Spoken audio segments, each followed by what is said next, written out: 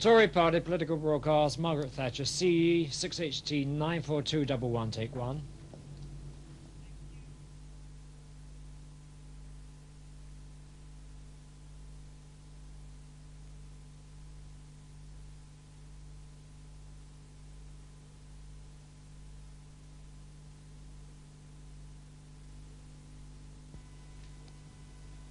This morning, Margaret Thatcher outlined the most forward-looking and progressive plans for housing that any party has come up with since the war. For the first time, someone has gone back to basics, and the Tory proposals show it. They look at what people want, and the way people live, and they will work. I don't think we could honestly say we did get housing right last time we were in government. But this time we're determined that things will be better. We have some new answers, and they have to be new answers because problems are changing all the time. They add up to this. Anyone who wants to own his own home can expect help from a Conservative government. And we know what that help will cost. It won't be cheap, especially at a time when money is tight. But it's a question of where you spend government money. And we spend it where it is needed, and we know it's needed in housing. For instance, one of the most depressing problems is to struggle to buy your house and then to find you can't really afford to live there because the mortgage rate goes up and up and up. We took this house a few years ago when we had a mortgage at an 8.5% interest. Now it's 11%. In actual fact, it's gone up by a third. I have also heard rumours that it's going to, or could possibly go, to 12, 13. Is it going to stop, or is it just going to keep rocketing on? All those who have bought houses over the last few years have found the cost of their mortgages going up and up. And for many people, they've reached the absolute maximum that they can pay out in a mortgage.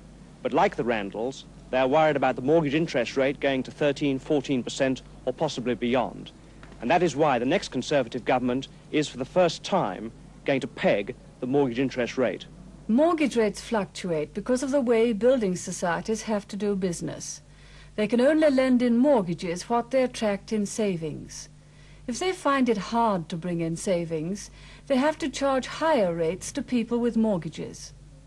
A Conservative government will reduce the rate of tax that building societies pay so that they don't have to pass that kind of increase on.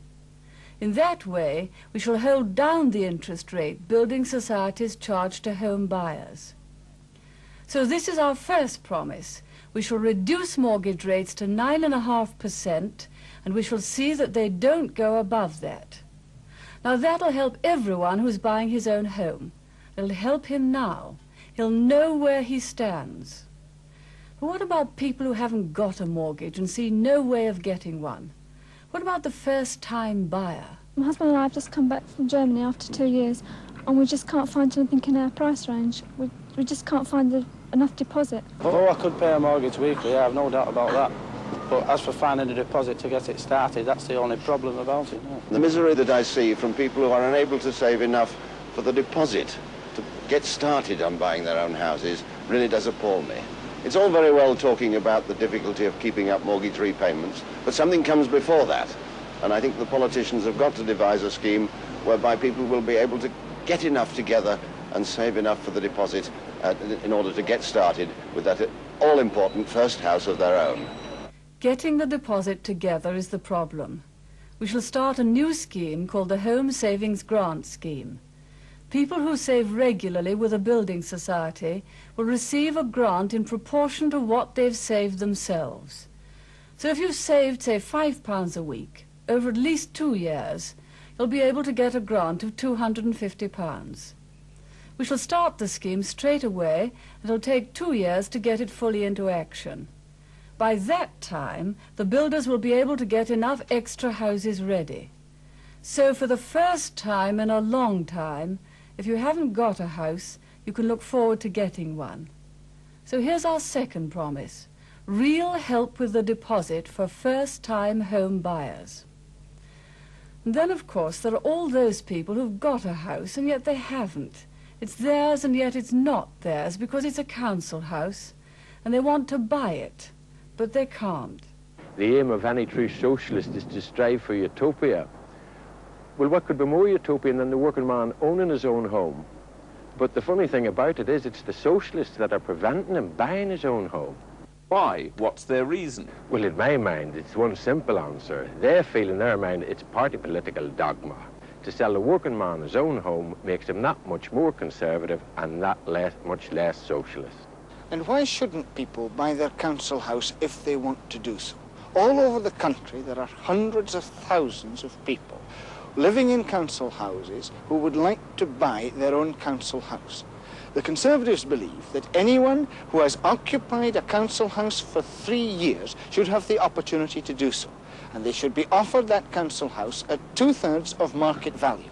That means that for a council house with a market value of £6,000, they would be offered it at £4,000. They would then pay, admittedly, a little bit more in mortgage repayments than they pay in rent, but at the end of the period, the house would belong to them. People want a home they can call their own.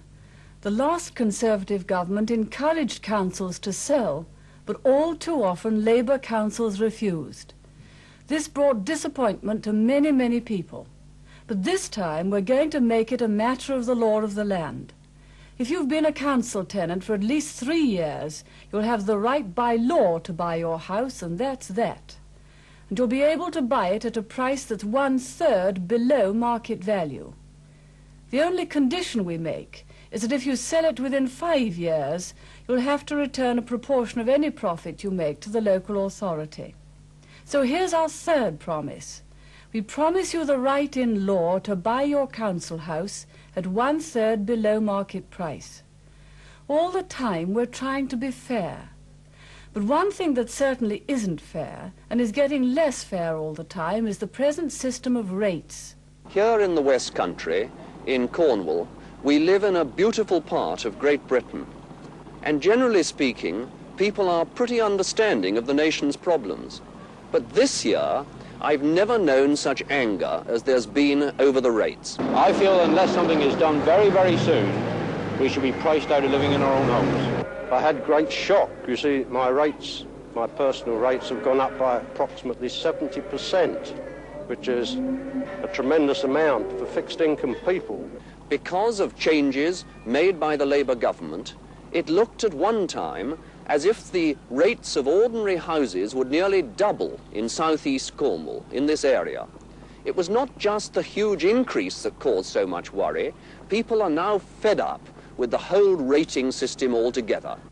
There's no doubt that the present system of rates is both old-fashioned and increasingly unfair. Local authorities have been spending at a faster rate than the economy's been growing. 60% of what they spend already comes from the taxpayer, but that still leaves a lot for the ratepayer to find, and it's costing him more the whole time. Sometimes it's costing him more than he can afford because of the way rates are charged. It's quite different from something like income tax. Indeed, rates often have nothing to do with what you can afford to pay or with the services you receive. We're going to do something for next year by having teachers' salaries paid for by central government. And the next thing we shall do is to get rid of the present system for household rates altogether. During the lifetime of the next Conservative government, we shall replace it with a different system of taxes, a system that relates to what people can afford to pay, and that must be fairer all round. So as far as rates are concerned, 2 promises. First, we promise some immediate relief from the burden of local rates, and second, we promise to abolish local household rates in favour of a fairer system of taxation based on what you can afford. In everything we do, we're trying to help, and we're trying to be practical, and we're trying to spend money wisely. Our new policies are designed for the needs of today.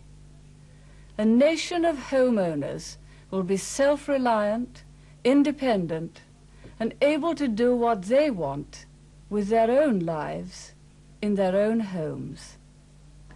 These, then, are the Tory promises.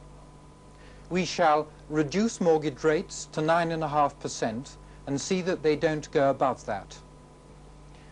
Give real help with deposit for first-time home buyers, give the right in law to buy your own council house at 1/3 below market price, give immediate relief from the burden of local rates, and to abolish household rates in favour of a fairer system of taxation based on what you can afford.